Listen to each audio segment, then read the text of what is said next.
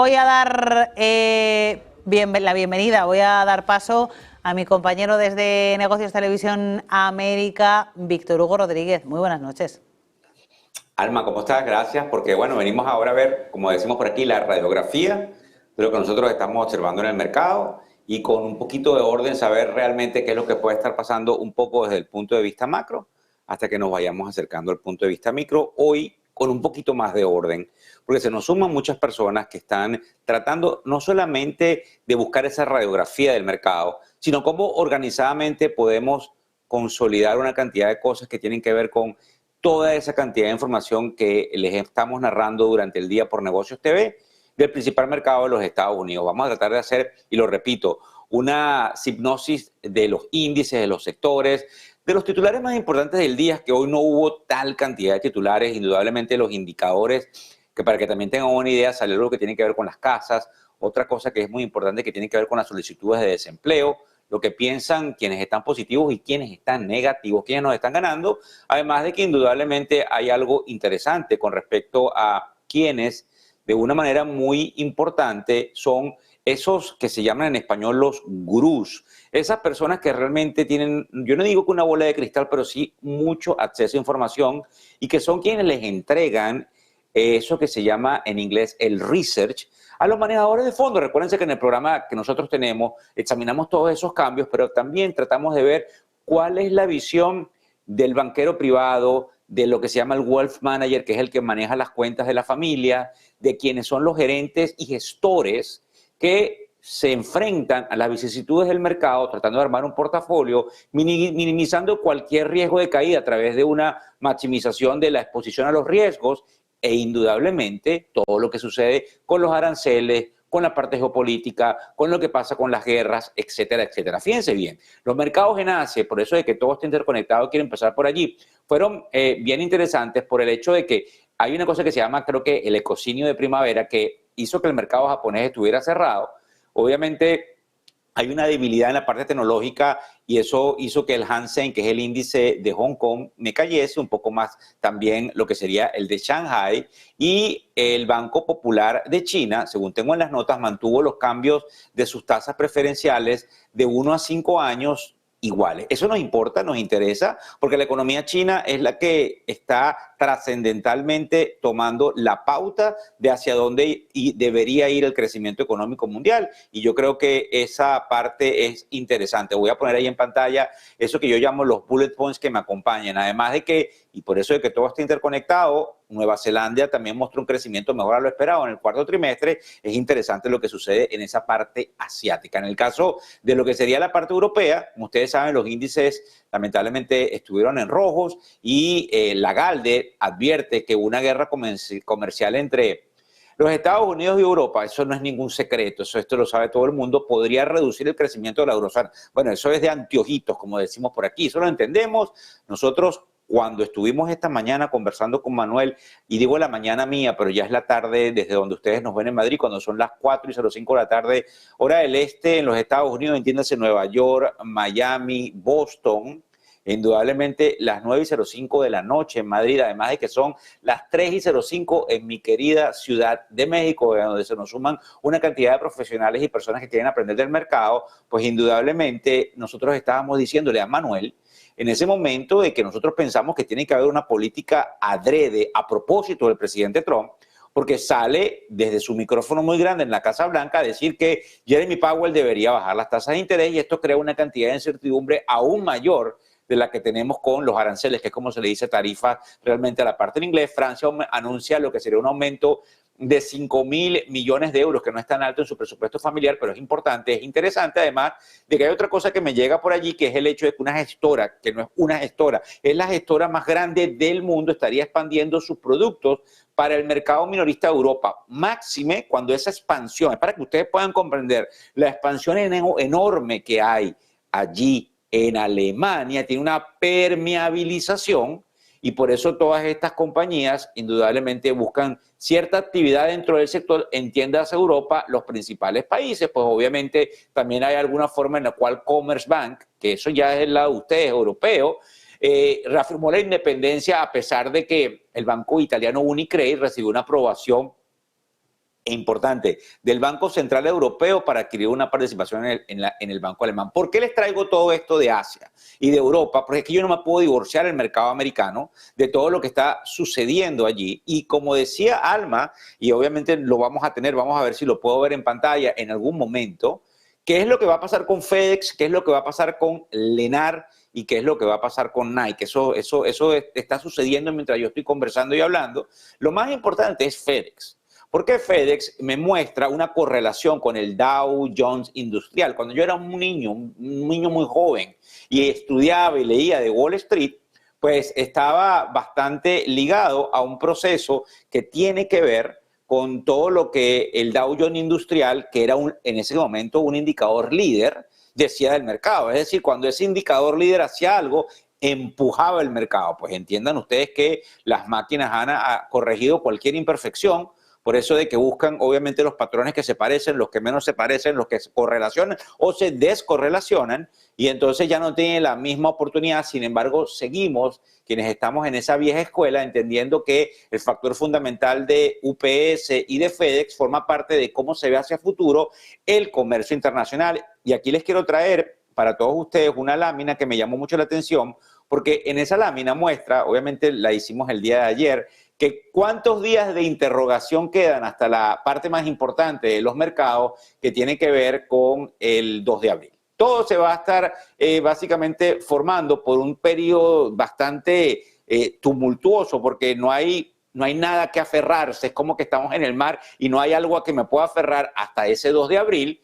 Y ya hay algunos rumores importantes, interesantes, donde el secretario del Comercio de los Estados Unidos y el secretario del Tesoro se tratan de poner de acuerdo para todo lo que tiene que ver, indudablemente, con cómo ellos negocian. De hecho, hay rumores, y por eso es interesante. El mercado hoy sí, como dice Alma, estuvo cayendo sin fuerza, pero hay rumores importantes con respecto a que hay países que están negociando por debajo de la mesa que se pongan de acuerdo en lo que se llaman las tarifas recíprocas. Y eso es bien importante e interesante, porque recuérdense, ayer lo explicaba con un poco más de calma, el mercado está esperando dos fuerzas fundamentales. La fuerza de la Reserva Federal y la fuerza de la administración Trump, que se llaman en inglés el Trump Pot y el Fed Pot, PUT. Es decir, la fortaleza con la que ellos entran para tratar de darle soporte a los mercados. Debemos como considerar que en el caso del presidente Trump, ese soporte ha sido errático. El hombre lo que está es tratando de darle vuelta a ver qué hace en esa mesa de negociación. Vuelvo a repetirlo, totalmente a propósito. Sin embargo, con todo lo que tiene que ver con esa habilidad que hay en el tapete, es muy importante que observemos, como digo yo siempre, y a lo mejor ustedes ya se van a acostumbrar, el bono a 10 años, que para que tengan una idea, se ubica en 4.23, pero estuvo allí bordeando ciertos niveles importantes que reflejan temor. Entonces, es bien interesante porque esos dos indicadores, ¿cuáles? El bono y el índice que algunos llaman el índice del miedo, que es el VIX, es el que más me va a estar marcando y despejando hacia dónde debería ir el mercado. Y obviamente estas noticias que sabemos tras bastidores de que se estuviera llevando un acuerdo, pueden poner digamos, Trump Pot, que es como se llama, en marcha, y el mercado pudiese tener algún tipo de compra. Algunos dicen que el mercado pudiese tener niveles que hay que comprarlos, otros dicen que probablemente yo estoy totalmente loco, equivocado, senil, porque el mercado ha cambiado la tendencia. Ambas corrientes pueden ser verdaderas, pero hay analistas muy importantes que dicen que el mercado puede estar en algunos niveles donde hubiese la posibilidad de una subida importante. Sí, nos hablaba, creo que era uno de los integrantes del equipo, acerca del oro, una persona que estuvo entrevistada acerca del oro, muy importante, porque el oro ha marcado nuevos máximos y el oro le ha ganado en algunos casos a los rendimientos del Standard & Poor's 500. Sin embargo, todavía no se ha despegado, y ayer tuvimos algo interesante e importante que estábamos mostrando dentro de lo que sería, pues indudablemente, la manera en cómo perciben quienes, dentro del punto de vista de los bancos centrales, están entrando en la moneda. Los datos económicos aquí en los Estados Unidos, y eso lo vamos a ver en la parte que viene a continuación, dentro de unos minutos, con respecto a lo que pasó hoy, con respecto a los indicadores, ¿verdad? fueron positivos, porque lo que fue las solicitudes de desempleo estuvieron en lo que sería la línea. O sea, esperamos tanta gente pidiendo cheques porque perdió el trabajo y estuvo más o menos allí, lo que significa que no se están perdiendo más trabajo de lo que el mercado esperaba. Recuérdense que cuando el mercado hace lo que se está esperando, en algunos casos sigue siendo positivo, y también vamos a hablar de lo que sucedió con los bancos centrales en Suiza, aunque no estamos en Suiza, aunque yo no estoy en Suiza, el mercado está interconectado, además de lo que me sucede indudablemente en Inglaterra, que sí tiene un efecto importante, no solamente para esta parte del Atlántico, sino para Europa. Así que todo lo que tiene que ver con los temores de los aranceles son el caso más importante a seguir.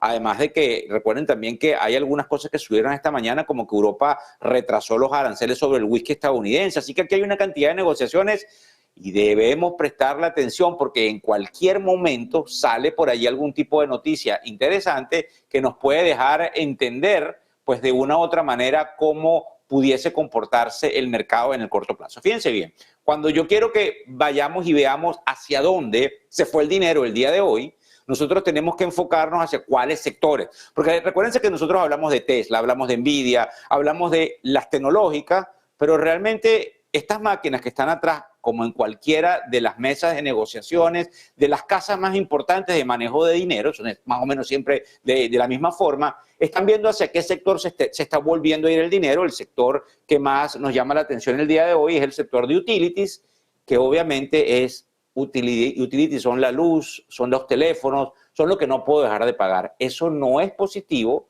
porque eso implica que la ganancia que tuvimos ayer en los gastos discrecionales, como se los explicaba, que obviamente son restaurantes, cine y cosas como vacaciones, pues obviamente hoy se devuelve un poco porque hay un poco de temor. Sin embargo, el mercado, recuérdense que nos entrega una... Es como cuando, miren, yo se los cuento como cuando estamos jugando fútbol y quiero que lo entiendan, porque precisamente es así como hablamos en algunos casos quienes estamos dentro de esto profesionalmente. Cuando hay un drible, yo no quiero que los otros manejadores de fondo entiendan perfectamente hacia dónde se está moviendo el flujo, y son máquinas luchando contra máquinas que están programadas por los mejores manejadores de dinero, que tratan de buscar cuáles son las variables que les da sensibilidad al modelo, y que efectivamente eso es lo que hace cómo nosotros pudiésemos estar examinando hacia futuro el tema fundamental de hacia dónde se está yendo el dinero ante esta, como se los explicaba hace unos minutos atrás, esta especie de etapa donde yo no tengo ningún catalizador de fondo. Ahora bien, cuando yo digo que no tengo ningún catalizador de fondo,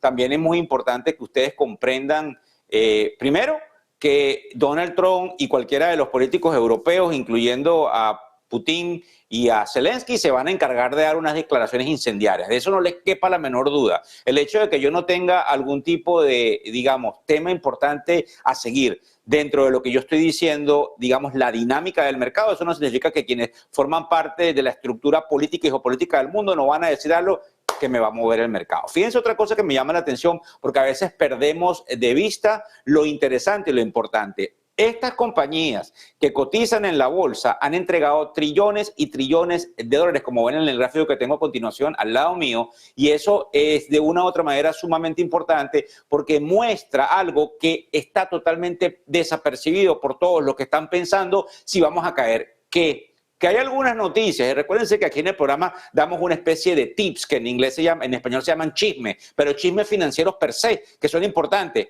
Los manejadores de las compañías, que son los insiders, que es como se llama en inglés, ellos tienen que reportar si están comprando o no las mismas acciones de la compañía. De hecho, hay alguna manera en la cual las compañías compran sus propias acciones, y es lo que se llama el buyback. Entonces le prestamos mucha atención, porque si en las caídas vemos que los mismos manejadores de las compañías están comprando las acciones de su compañía, usted no tiene que ser muy inteligente para entender que ese es un mecanismo fundamental que indica aquí hay algo raro.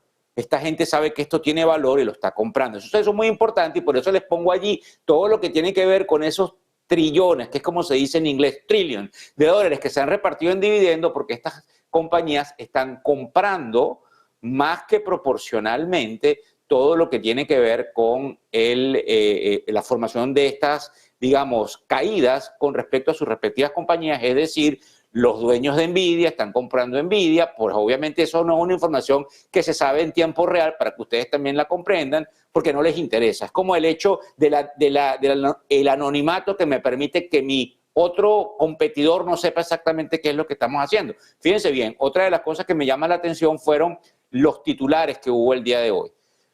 Dentro de esos titulares que hubo el día de hoy, nosotros observamos allí interesantemente lo que ha pasado con el Banco Nacional de Suizo, que me lleva y me recorta las tasas, y obviamente es importante el hecho del Banco Suizo en cierta forma por la estabilidad que genera ese banco, digamos, central a nivel mundial. Además de que hay algo también interesante, que es que las exportaciones de los relojes suizos cayeron un 8.2% en febrero, y a lo mejor eso no nos dice nada, ¿verdad? No nos indica nada, porque ¿para qué es importante? Sí lo es. El sector de lujo enfrenta una menor demanda. Ya va.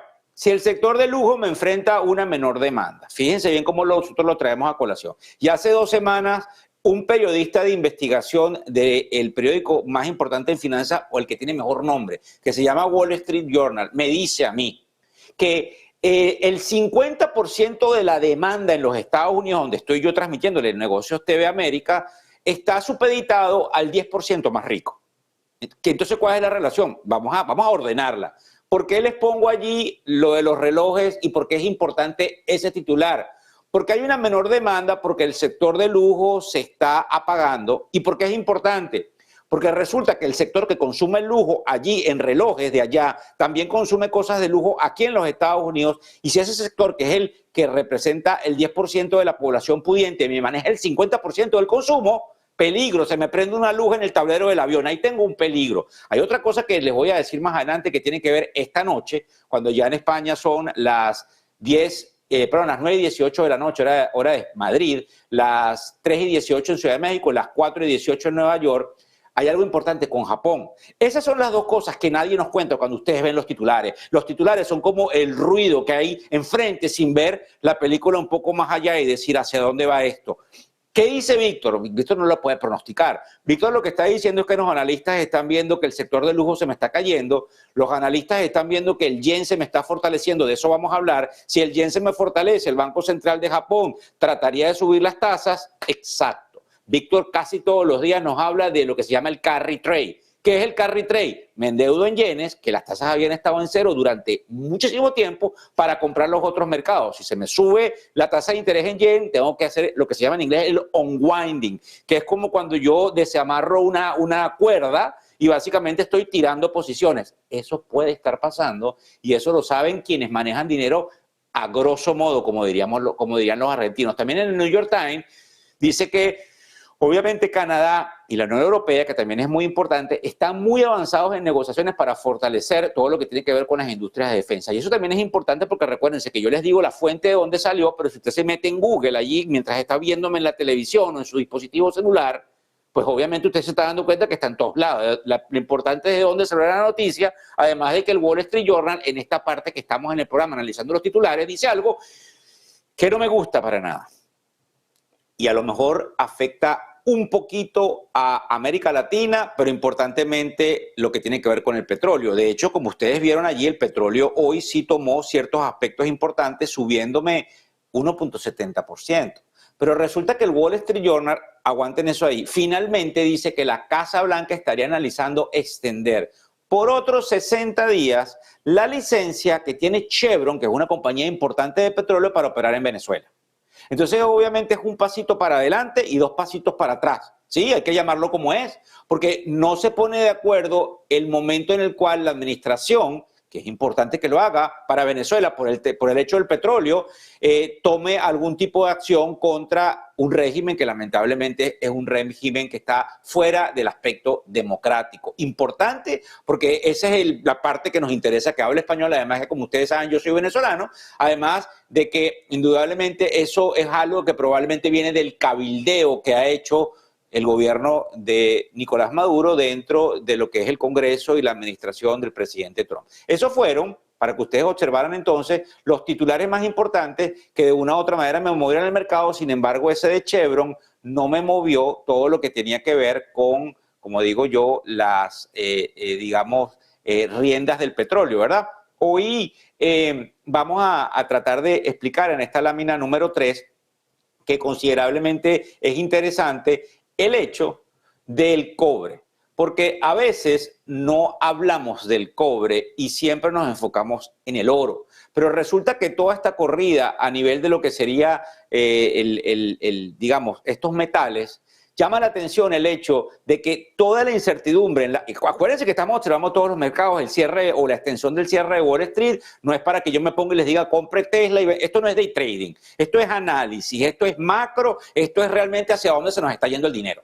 Bueno, resulta que el cobre alcanza una cantidad importante por dos cosas. Una, porque los futuros se me disparan, hay dos mercados principales, el COMEX y el de Londres, que manejan los metales. Entonces, esos dos mercados cotizan, vemos una cotización, como ven en el gráfico, disparada, eso nos las entrega Bloomberg, donde estamos viendo los futuros del COMEX. La otra cosa que me llama muchísimo la atención es también el hecho, como están viendo también ahí en pantalla, que ha sido mejor que nosotros tengamos acciones que tengan una exposición directa al cobre o cobre que tener minas de oro. Es importante que tomemos en cuenta eso. El cobre alcanza los $10.000 por tonelada en Londres, según lo que estuve viendo, debido a las políticas comerciales del presidente Trump, que como ustedes saben, y no es ningún secreto, él ha impulsado una investigación, según estuvimos observando, sobre las importaciones que tiene este metal. Eso ha llevado a un aumento de los precios en los Estados Unidos, como diría yo, una reducción importante en otros mercados. Además, la debilidad del dólar y los problemas en lo que serían esas cadenas de suministro han estado respaldando el auge del cobre. Usted lo vio primero por aquí cuando son las 4:23 de la tarde, hora de Nueva York, por Negocios TV, en este caso la ampliación del cierre de Wall Street, que sería Negocios TV América, ¿verdad? Otra cosa antes de que pasemos a la tercera parte, digamos, por tramos de cómo es la radiografía del cierre.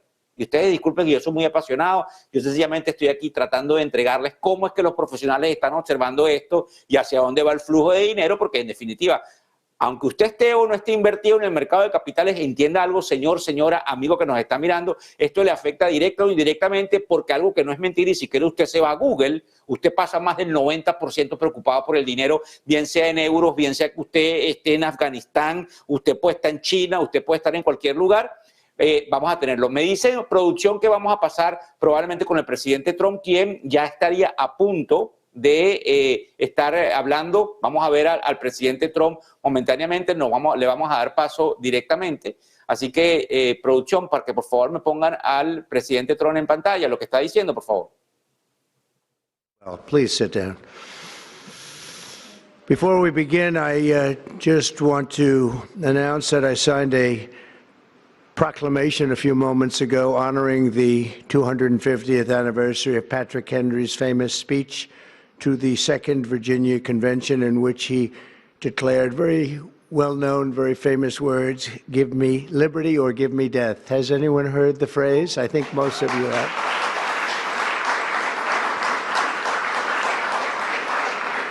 And moments ago, I also signed an executive order to dramatically increase production of critical minerals and rare earths. It's a big thing in this country, and as you know, we're also signing agreements in various locations to unlock rare earths and minerals and lots of other things all over the world, but in particular Ukraine. We're doing very well with regard to Ukraine and Russia.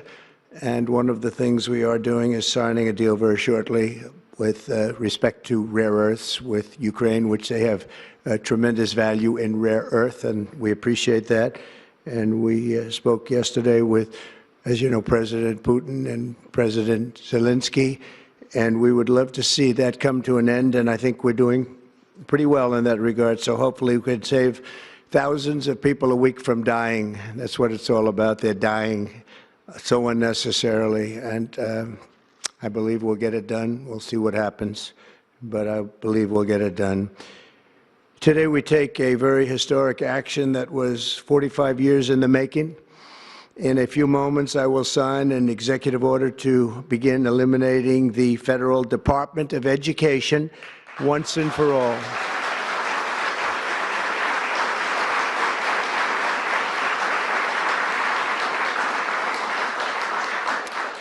And it sounds strange, doesn't it? Department of Education, we're going to eliminate it. And everybody knows it's right. And the Democrats know it's right, and I hope they're going to be voting for it, because ultimately it may come before them. But everybody knows it's right, and we have to get our children educated. We're not doing well with the world of education in this country, and we haven't for a long time. And we're pleased to be joined today by the woman who I chose because she's an extraordinary person, and hopefully she will be our last Secretary of Education, Linda McMahon. Linda, thank you. Thank you very much. That's another interesting statement. It's an interesting opening, right? But it's true, and people, it's been amazing how popular this has been. I tell people that this is what I'm doing today, and they say, oh, it's about time. Everybody says it. Republicans and Democrats have said it. They're all saying it. Also with us are some terrific people. Governors Greg Abbott. Greg, thank you very much. Governor Ron DeSantis, thank you very much, Ron. Mike Braun, congratulations on your victory, Mike. That was a big one. Mike DeWine, thank you very much, Mike. Jeff Landry. Jeff, thank you very much, Jeff. Bill Lee, thank you. Governors, all governors. Brad Little. Brad, thank you very much. Where are you, Brad? Hi, Brad. Jim Pilan, thank you very much, Jim. And Kim Reynolds. These are all people very interested in education. And I even see Dan Patrick over there, my friend Dan Patrick. We're joined also by Representatives Tim Walberg and Virginia Fox, Rick Allen, Michael Rulli. And again, Dan Patrick, thank you very much, Dan. You've been a great friend of ours. And State Attorneys General Ken Paxton. Ken, I see you there. Andrew Bailey. Andrew, what a job you've done, Andrew. You have some good cases going. You've done a great job. Thank you very much. And co-founder of Moms for Liberty, Tiffany Justice. She's been a hard worker. Thank you. Thank you, Tiffany. When President Carter created the Federal Education Department in 1979, it was opposed by members of his own cabinet, as well as the American Federation of Teachers, the New York Times editorial board, and the famed Democrat Senator Daniel Patrick Moynihan. History has proven them right, absolutely right. After 45 years, the United States spends more money on education by far than any other country, and spends likewise by far more money per pupil than any country, and it's not even close. But yet we rank near the bottom of the list in terms of success. It's an amazing stat. Those are two stats you don't want. The most money spent per pupil, and you're at the bottom of the list. And that's where we are, like it or not, and we've been there for a long time. 70% of 8th graders are not proficient in either reading or in math. 70%.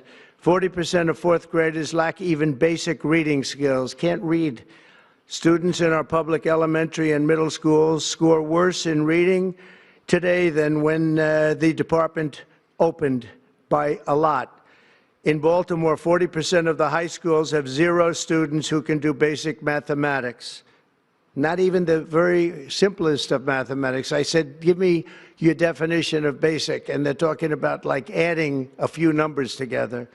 Despite these breathtaking failures, the department's discretionary budget has exploded by 600% in a very short period of time, and employs bureaucrats in buildings all over Washington, D.C. And as a former real estate person, I will tell you, I ride through the streets of Washington and it says Department of Education, Department of Education.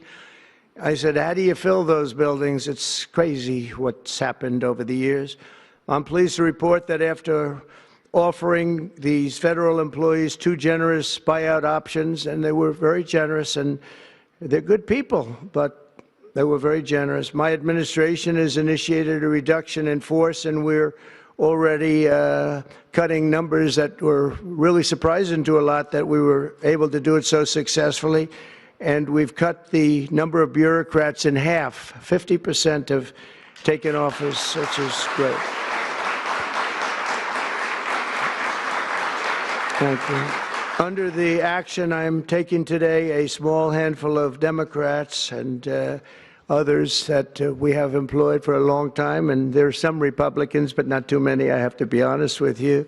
But the department's useful functions, and such as, and they're in charge of them, Pell Grants, Title I funding, resources for children with disabilities and special needs will be preserved, fully preserved. They're all going to be so. If you look at the Pell Grants, it's supposed to be a very good program, Title I funding and resources for children with special disabilities and special needs. They're going to be preserved in full and redistributed to various other agencies and departments that will take very good care of them, and that's very important to Linda, I know, and it's very important to all of us. But beyond these core necessities, my administration will take all lawful steps to shut down the department. We're going to shut it down and shut it down as quickly as possible. It's doing us no good. We want to return our students to the states where just some of the governors here are so happy about this. They want education to come back to them, to come back to the states, and they're going to do a phenomenal job. You know, if you look, Denmark, Norway, Sweden, I have to tell you, I give them a lot of credit. China's top 10, and so we can't now say that bigness is making it impossible to educate, because China's very big. But you have countries that do a very good job in education, and I really believe, like some of the governors here today, from states that run very, very well, including a big state like Texas, but states that run very well are going to have education that will be as good as Norway, Denmark, Sweden, and those top, Finland, those top countries that do so well with education. I think they'll do every bit as well. And what do you think about that, Governor? Do you agree? I think so. Ron, do you agree? I think so. Florida? Iowa? That's right. I really believe that. They'll be as good as any of them. And then you'll have some laggards, and we'll work with them. And we can all tell you who the laggards will be right now, probably, but let's not get into that. But we'll work with them, and we're going to make them, they'll do a job. I think they'll do a job, and they'll go to sections of the state. For instance, New York, you'll have a Manhattan, and you'll have a Suffolk County, and you'll have Nassau County, and you'll have Westchester County. You'll do 4 or 5 or 6 of them. You have upstate New York, and those counties, I think, are going to do very well. And I think ultimately Manhattan should do very well. But we'll break it down into sections, and I think it'll be really, really good. And they're going to be probably the tougher ones, but I think they have a chance to do really well. But we're going to be returning education, very simply, back to the states where it belongs, and this is a very popular thing to do, but much more importantly, it's a common sense thing to do, and it's going to work. Absolutely, it's going to work, and I can tell you from dealing with the governors and others in the state, they want it so badly. They want to take their children back and really teach their children individually. Probably the cost will be half, and the education will be maybe many, many times better. So we look forward to this. I want to just make one little personal statement. Teachers, to me, are among the most important people in this country, and we're going to take care of our teachers. And I don't care if they're in the union or not in the union. That doesn't matter. But we're going to take care of our teachers, and I believe the states will take actually better care of them than they are taken care of right now. They'll work all sorts of systems and even merit systems. Those great teachers are going to be maybe a little bit better rewarded, or maybe that's the way it should be, but the states are going to make that decision. But we're going to love and cherish our teachers along with our children, and they're going to work with the parents, and they're going to work with everybody else, and it's going to be an amazing thing to watch, and it's really going to be something special. And Linda, you're presiding over something that's so important, and you're going to do a fantastic job, just like you have your whole life. I know your whole life I've been watching you. I've been watching you for a long time. She's had nothing but success. So it's tremendous to have you, and hopefully you won't be there too long, but we're going to find something else for you, Linda, okay? So this will conclude what we are talking about with respect to our most cherished group of people, and that's our children. We want to have our children well educated. We want them to love going to school. We have examples of it. Look at those beautiful, bright-eyed faces. They are so smart. They're so smart. And With that, I'm going to come down and we're going to sign a very important document and we're going to be on our way. People have wanted to do this for many, many years, for many, many decades. And I don't know, no president ever got around to doing it, but I'm getting around to doing it. So thank you very much.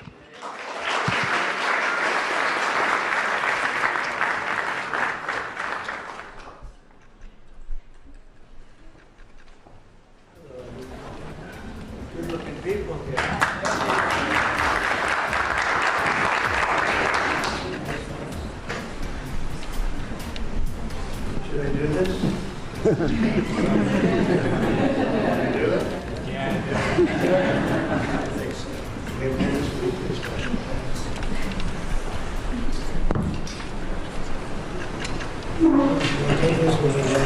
It was very lucky. I signed another document that turned out to be very good for the country, and I said, let's use that same pen. I don't know, is anybody superstitious? Ron, are you superstitious? Let's use that same pen.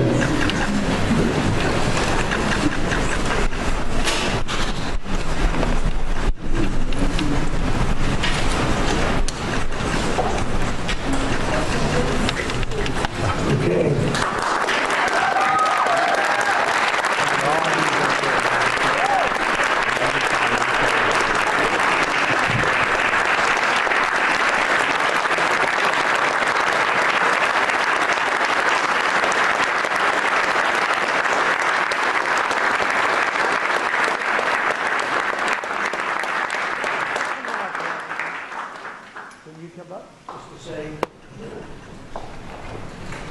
That's good. Very important. Big factory here. Good luck. Good luck, sir.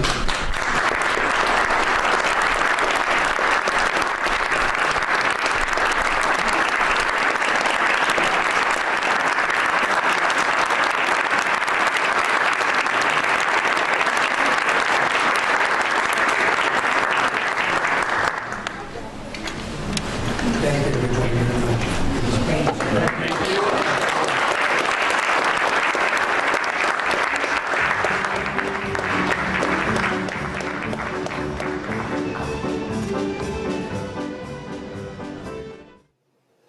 Bueno, ya ustedes vieron allí, el presidente Trump. Presidente Trump, obviamente, yo se los dije a ustedes. Y esto es interesante porque esto estaba anunciado. Espérense para que ustedes vean lo que no va a estar anunciado. Fíjense bien, con respecto inclusive a lo del presidente Trump, les quiero mostrar algo que también me llama la atención porque él tiene una agenda. A nosotros nos puede gustar o no nos puede gustar.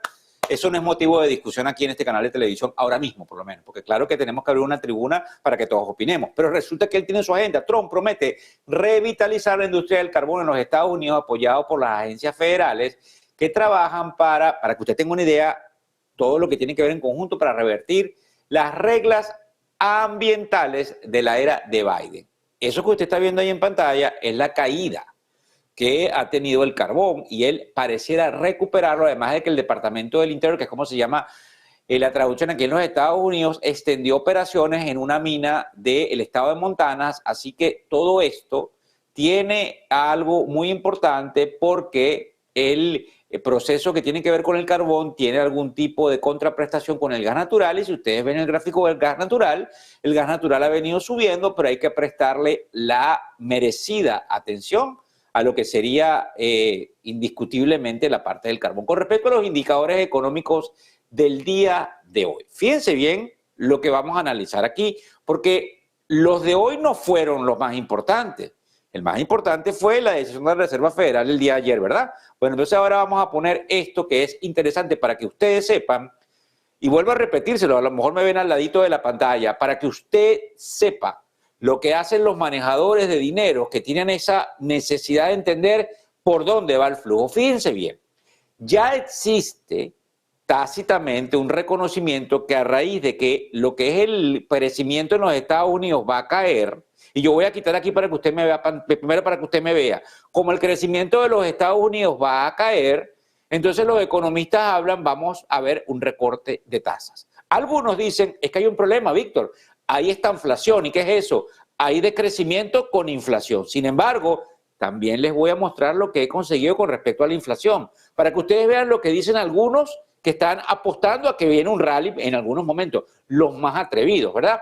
Entonces, esos dicen que ya hay 2 recortes y estamos en 2.6. Si usted ve el gráfico que tiene ahí en pantalla, usted se da cuenta cómo varían las probabilidades, que son básicamente el factor sensitivo. No es que yo sea ningún experto. Aquí, sí, yo sé, es verdad, toda mi vida he estado en esto, pero aquí me convierto en el Víctor Hugo Rodríguez que les entrega a esos que están allá afuera que necesitan aprender y a muchos de los que se están entrenando para tomar las riendas. Recuérdense que hay una transferencia de riqueza, anote eso. Hay una transferencia de quienes nos ponemos más viejos hasta los más jóvenes y hay necesidad de mano de obra como el hijo de usted, el nieto y quien nos está mirando. Sí, exactamente. Por eso tienen que aprender de finanzas. Eso que está allí, que ustedes están observando es cuál es la probabilidad. La probabilidad estaba en cierto nivel, 3 puntos tanto que hubieran recortado, está en 2.6, que es un poquito más de 2, porque no es exactamente en esos puntos básicos. 1 es 0.25%, 2 es medio punto porcentual, 3 sería 0.75%. Estamos en 2.6, pero así se mueve también como este gráfico que les estoy poniendo. Y quiero hablar de lo que dijo la Reserva Federal, que hoy la analizamos. Es como que respiramos ese análisis y nos damos cuenta de qué es lo que pasa allí. Ahora bien, otra de las cosas que me llama la atención, que es interesante, es que hay muchos que vienen, y con todo respeto, aquí hay que tener respeto con todo el mundo, pero hay muchos que vienen a decirnos que se nos fue el país en inflación. Pero esta compañía, yo les he dicho a ustedes varias veces, aquí tenemos una foto del website, Truflation, usted se mete ahí en Google, no tiene que tener nada, usted se mete. Y en esa compañía, con una cantidad de dispositivos que ellos tienen tomando en cuenta todos los rubros que hay en la canasta básica, no solamente de Estados Unidos, usted está viendo allí obviamente el Reino Unido y Argentina, en Truflation nos dice que la inflación esperada es ese número de 1,70 y algo por ahí que usted está viendo allí en la pantalla. Eso quiere decir que hay decrecimiento y la inflación no está disparada. Entonces, ¿qué es lo que vamos a hacer? Fíjense, la Reserva Federal mantuvo sin cambio la tasa de interés en referencia, pero eso no es lo importante. Lo importante es el enfoque que tuvo Jeremy Powell cuando se destacó diciendo que la economía sigue siendo sólida, pero que reconoció una mayor cantidad de incertidumbre ante lo que ellos llamaban los cambios en las políticas comerciales, migratorias y fiscales.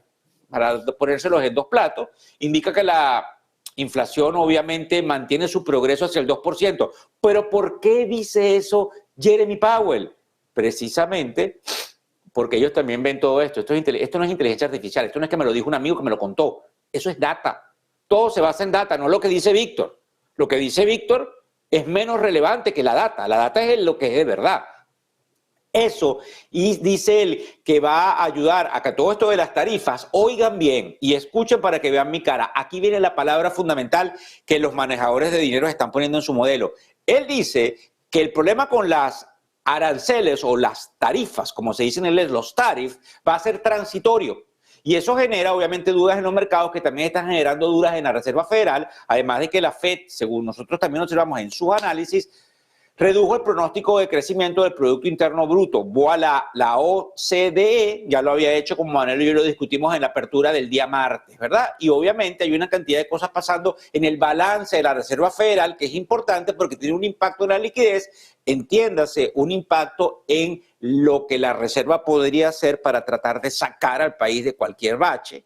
Y es importante porque Powell se mostró un poco más tranquilito, que es lo que se dice dovish, así como usted lo ve aquí, mire, esta es la palabra dovish, ahí la ve, es una palabra de que está más tranquilo, de que obviamente viene, eso que usted está viendo allí sencillamente es el intraday de las probabilidades, esto es máquina, probabilidades que corten, probabilidades que no corten, cómo está el índice de volatilidad, cómo está el oro, cómo está el petróleo, todo eso es una máquina analizando cualquier cantidad de cosas con un modelo que arroja, Víctor, métete por aquí porque por aquí va el portafolio y ya no es una persona viendo todo eso que está ahí atrás. Ahora bien, otra de las cosas que nos llaman en cuenta en todo este proceso, dentro de lo que pasaba allí en la economía, como decíamos hace rato, son esos movimientos importantes. Esto ya lo vimos, es esta que está aquí, que habla de la Reserva Federal y de obviamente todo lo que sucedía allí. La decisión interesante que tenía que ver con lo que pasaba el día de hoy, como hablamos obviamente de lo que pasó con interesante con Suiza, y obviamente hizo un recorte que llevó las tasas al 0.25%, una medida que Suiza hace para impulsar su economía.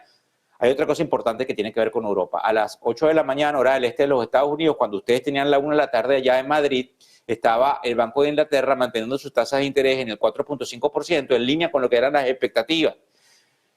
La decisión fue de 8-1 con un solo miembro, según lo que está en las notas, que ha sido reconocido por votar en contra de eso que se llegó a un acuerdo. Eran 9 votos, uno mismo que dijo que él no iba a votar así. Y el comité reiteró que hay una reducción gradual en todo lo que son esas medidas que tienen que ver con la restricción monetaria, y en el caso de que suceda algo es apropiado. Sí, como un trabalengua lo que les acabo de decir. Pero resulta que en ese momento observamos que están prestándole mucha atención al dinero que se está echando en Alemania, que afecta a toda la región. Por eso fue que yo me atreví hace 2 semanas exactamente a decirle a Alma, en una de las entregas que hicimos del cierre de Wall Street extendido, que yo estaba positivo en Europa, que mientras mis amigos europeos creían que se les derrumbaba el continente, yo no. Yo estoy positivo, yo estoy prácticamente apostando que vamos a una paz y que hay una reactivación económica y que se van a poner de acuerdo en las tarifas. Mire, con respecto a otro indicador, recuérdense que estamos aquí en la parte de los indicadores económicos del día de hoy, y acuérdense que en la parte final del programa, cuando son las 4:47 de la tarde, hora del este de los Estados Unidos, Tron habló por un rato, pero me toca a mí seguir así como voy rápido, tratando de enseñarles qué es lo que ven los institucionales, tratando de desmenuzárselo de una manera en que ustedes lo entiendan. ¿Por qué? Porque es hasta fascinante cuando lo empiezas a entender a todo lo que nos sometemos para poder tratar de ver si el mercado sube, si el mercado baja, y nadie le gana. Es decir, usted compre ahí a largo plazo y deje eso allí a fuego lento, que como le digo yo es la única manera de que usted le gane hasta al manejador de dinero más interesante. Eso no significa que no haya quienes son los genios que compran, venden, compran, máquinas venden, afectan el mercado. Desde el punto de vista de los datos económicos que tienen que ver con el mercado laboral, hubo solicitudes iniciales, como obviamente sabemos, de 223.000, que está por encima de las 220.000 que esperaba el mercado. Es bien interesante e importante porque está en línea con lo que esperaba el mercado. Y obviamente hay una cosa también interesante, que es que se ve una mayor disponibilidad en lo que serían todos esos digamos, cheques de alguna manera que tenían que entregárseles a esta gente que ha perdido el empleo. Así que hablan también de lo que es bueno, yo quiero ser muy técnico aquí, del déficit en cuenta corriente y una cantidad de cosas que son sumamente importantes y que forman parte de eso. La otra cosa que me llama la atención, aquí voy a quitar para que ustedes vean mi cara. La venta de viviendas existentes en los Estados Unidos, eso salió a las 10 de la mañana y obviamente se esperaba que todo se recuperase. Es muy importante porque las ventas existentes aumentaron un 4.2% en el mes inmediato anterior, que fue el mes de febrero. ¿Por qué es importante? Porque esa sensación de que la economía está parada, señora, la economía americana no es así. Y es por eso que el presidente de la Reserva Federal se paró muy bonito ayer en los micrófonos a decir, no importa cómo lo veamos, la economía no está paralizada. Es decir, sí se puede ver un decrecimiento, pero la compañía no está paralizada porque se pensaba que iba a haber una caída y no fue tal, más bien hubo una subida en las ventas porque los compradores se están adaptando a las tasas de interés más altas. De hecho, hay algunos que piensan que, como trajimos hace un par de días a un experto en el área del sector inmobiliario, pues que esto no va a bajar, que esto definitivamente vamos a seguir subiendo. Yo no le puedo poner las bolas de cristal porque yo no tengo ni idea exactamente cómo está. Y dentro de los indicadores económicos, cuando son las 4:50 de la tarde, hora de Nueva York, y yo lo digo porque para que ustedes vean que estamos en vivo, ¿verdad? Son las 9:50 hora de Madrid. Nosotros esta noche vamos a tener el índice de precios al consumidor de un país muy importante, que me oyen decirlo casi todos los días, que ellos están calladitos allá en su isla en Asia. Se llama Japón. Y ahí van a ver si la inflación sigue subiendo. Y si la inflación es alta, agárrese el cinturón porque ya viene la última parte del programa, donde nosotros vamos a ver qué nos dicen los gurús, los que saben de todo esto. Y ellos dicen que podría haber algún tipo de repercusión en la política monetaria de Japón que traería un estornudo al mercado de capitales y que a raíz de ese estornudo dentro del mercado de capitales nosotros pudiésemos lamentablemente observar una nueva caída en los mercados. Eso nos lleva a otra parte del programa porque yo hago una cantidad de investigación y como yo no quiero tomar ningún camino de si yo soy el tipo que todo el tiempo está positivo o el tipo que todo el tiempo está negativo, hablo de que la política comercial de los Estados Unidos puede sufrir un impacto importante de acuerdo a cómo suceda algo el 2 de abril. Yo tengo televisores a todos los lados del estudio, donde estoy observando también lo que está sucediendo por allí en las pantallas. Indudablemente estoy enfocado totalmente con ustedes, pero hay cosas pasando en el mercado que suceden lo que se llama after hour. De hecho, vamos a estar viendo una cantidad de noticias probablemente cuando arranquemos operaciones mañana en Europa. Esto se va a mover, recuérdense lo que les estoy diciendo. El 2 de abril la Casa Blanca dará a conocer eso que tiene que ver con la cifra única que representará no solo lo que ellos llaman los aranceles impositivos, que son los de los impuestos, a los diferentes países, sino también lamentablemente otras prácticas comerciales que se consideran injustas, como los subsidios que tienen algunos países a su industria, la manipulación cambiaria, pero es muy complicado porque usted no le puede decir a un banco central que no defienda su moneda. Entonces, este arroz con mango, que es como se dice, se debería despejar indudablemente ese día. ¿Qué es lo que nosotros tenemos que prestarle atención? Bueno, mire, hay una cantidad de noticias malas y usted tiene que acordarse de esto, porque yo cuando era joven jugaba fútbol, soccer, que es como se dice en Estados Unidos. Y siempre me enseñaban, Víctor, el que no hace goles, le hacen goles. ¿Eso qué significa en la metáfora del mercado de capitales? Todas las noticias malas están allí. Usted, por donde pasa, no se van a poner de acuerdo en Ucrania, le están echando otra vez plomo a los gente en Gaza. José Antonio mañana estará explicando el tema de que Francia le dice a la gente que salga de Irán. Todo lo que dicen en Europa, que se acaba todo esto, que la OTAN se va para otro lugar. Pues, todas las noticias malas, todas las noticias malas que usted tiene habidas y por haber. Estados Unidos se cae, pierde como imperio, el dólar no va a ser lo que era. Bueno, usted puede parar de contar, vaya y búsquelo en todos lados. ¿Y qué está haciendo el mercado de capitales? Aguantando. Entiéndalo bien, el mercado está aguantando. Esa metáfora que me metí en la cabeza del que no hacen goles, le hacen goles. Es, si usted se le ocurre no estar posicionado en el mercado y pierde una excelente oportunidad de posicionarse ante lo que pueda pasar, eso depende de ese manejador de fondos, porque probablemente también usted me está examinando, tratando de aprender qué puede hacer en este mercado. Cuando son las 4:53 de la tarde, hora del este de los Estados Unidos, nosotros tenemos obviamente que tratar de ver qué es lo que viene el día de mañana. Y la respuesta es nada. Mañana no hay indicadores que tengan peso en el mercado. Y entonces, bueno, Víctor Rodríguez piensa que entonces mañana es un día de micrófono. Eso es lo que yo pienso. ¿Por qué? Aquí hay una agenda, señores, y esto no es una teoría conspirativa, aquí hay una agenda del gobierno. Algo está tramando de aquí al 2 del gobierno americano, indudablemente. Y no es que son malos, esto es una negociación. Este señor se plantó en la campaña presidencial a decir, voy a hacer esto y esto y esto y esto, y eso es lo que está haciendo. De hecho, cuando transfirieron hace poco las pantallas, mi equipo de producción, que básicamente pusimos a Trump, ¿qué es lo que hizo Trump? Cerrar el Departamento de Educación. Eso lo dijo. Eso no es una sorpresa. Ahora bien, nosotros tenemos que observar qué es lo que nos dicen los positivos y los negativos. Y yo le tengo mucha confianza a un señor que se llama Tom Lee, que dice que esta semana esto todo ha mostrado un tono que ha impulsado los mercados y que probablemente, básicamente, tenemos alguna posibilidad dentro de entender lo que puede pasar con el mercado con respecto a esa parte positiva que le estoy diciendo. Es importante, interesante que tratemos de entender que desde el punto de vista técnico, que es lo que él y su equipo nos explica, cualquier cierre del Standard & Poor's 500, y parece que fue una máquina que lo tuviera así, yo no creo mucho en las máquinas, pero él dice que cualquier cierre por encima de 5.700, póngase el cinturón de seguridad que vamos hacia arriba. Yo quiero despedirme del programa así, y hoy no quiero, aunque tengo mucha más información, seguirles hablando de la parte negativa, porque así como yo el martes puse cara de pocos amigos, yo creo que el mercado tiene como una cara de póker y en cualquier momento pudiésemos empezar otra vez a ver que le ponen dinerito a el caballito bursátil. Son las 4:55 de la tarde, 4:56 prácticamente, son las 9:56 de la noche en mi queridísima Madrid, 3:56 en mi excelente Ciudad de México, que es un país que adoro, que amo, donde tengo grandes amigos en el mercado de capitales, que obviamente me mandan también una cantidad de información.